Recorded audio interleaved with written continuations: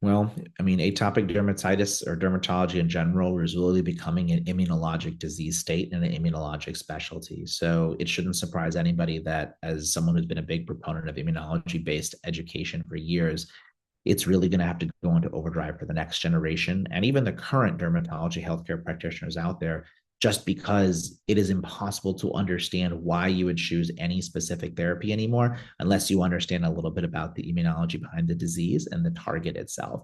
And so, really, I think that as much as we want to say that dermatologists like it simple and relatively straightforward, and we don't want this very weighty explanation, there probably is going to have to be a little bit of all of us stepping up our game a bit to really try to balance so many cool therapies together in our day-to-day practice. I think we've made big strides in this idea of type 2 inflammation that really didn't even exist much in the course of a decade or a decade and a half ago. And at least most people are maybe even familiar, halfway familiar with that terminology, which is huge, considering that it wasn't part of our lexicon for disease treatment.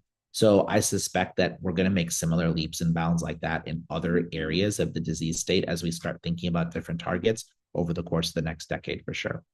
I really think, back to that educational piece, we are not doing a great job at identifying patients who are moderate to severe and need to go on systemic therapy. And that's why I tend to look at patients not as mild, moderate, or severe, which are cookie cutter definitions based on just objective criteria of how their skin looks. But I look at people as, are you a candidate for systemic or are you a candidate for topical? And then to be a candidate for systemic, so you take it a step further, there's a couple things that I think of. One, is your BSA more than, say, 10%? If I want to put a topical on you, is it even feasible?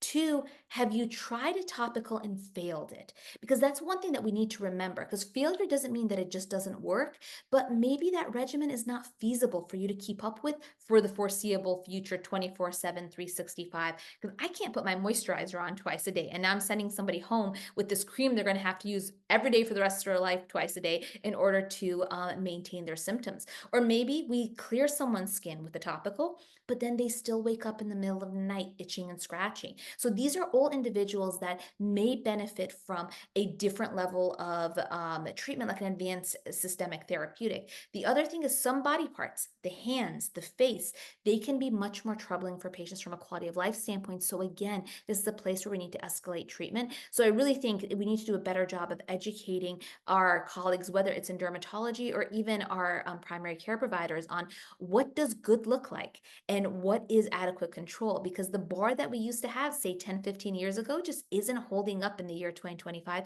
Patients want more. So it's our job to educate the masses on what that means.